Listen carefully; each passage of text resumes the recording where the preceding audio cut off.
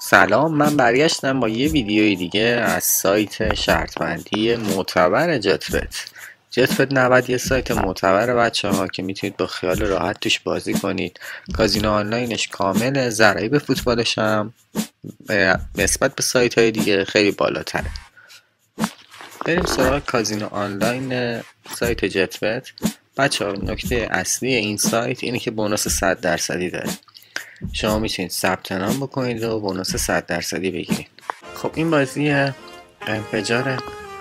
من ضریبمو میذارم بالا، میخوام با 5 تومن تو دست بعدی شرکت بکنم. میزم شلوغه، 4 تومن، 3 تومن، 1 تومن، 600 تومن، 500 تومن. اوه، میز شلوغیه. ما میذاره سعی میکنیم اعدادمون رو بیشتر کنیم از دست بعد. سبزایی که میبینید کسایی هن که پولاشونو میکشن بیرون. طرف با 500 تومن یک خورده کشید بیرون. بازی پر طرفدار انفجار.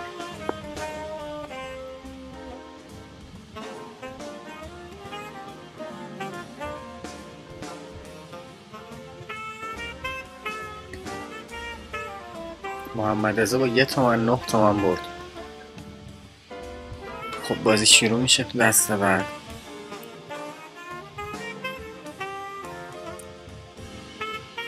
خب زود بسته شد. من اینو میکنم 15.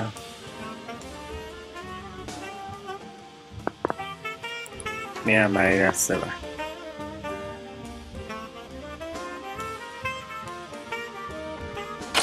من رو 23% کشیدم بیرون. 15 رو 23 تومن کشیدم بیرون.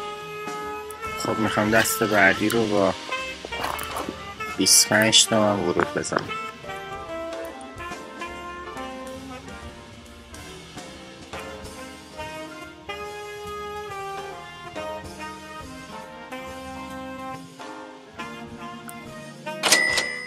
بیست و 35 کشیدم بیرون.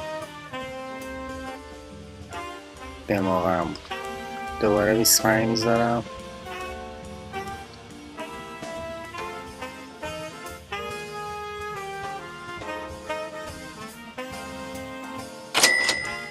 سی و یک کشیدم بیرون. دوستان میتونید تو این سایت بازی انفجار داشته باشین. خیلی بازی جذابیه. البته نباید طمع کنید. یه ذره با مبالغ پایین تر بازی بکنید، بعدش مبالغاتون رو سنگین بکنید. انفجار هم مدل های مختلف داره، ولی معروف ترینش ورژن 1 بود که الان داشتیم با هم بازی میکردیم. ویدیوها رو دنبال کنید، کانال رو سابسکرایب کنید، زنگوله کانال رو بزنید تا از همه ویدیوهامون با خبر باشید.